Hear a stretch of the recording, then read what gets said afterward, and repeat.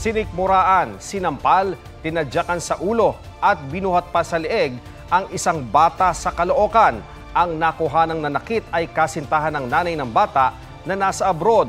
Humingi ng tawad ang lalaki. Anya, sinukahan daw siya ng bata sa bibig pero inakala niya raw na ibang tao ang bata. Itinanggi naman niya ang pananakal. Sa tulong ng kanyang tiyuhin ay na-rescue ang bata na nakitaan ng basag ng ngipin at pasa sa labi.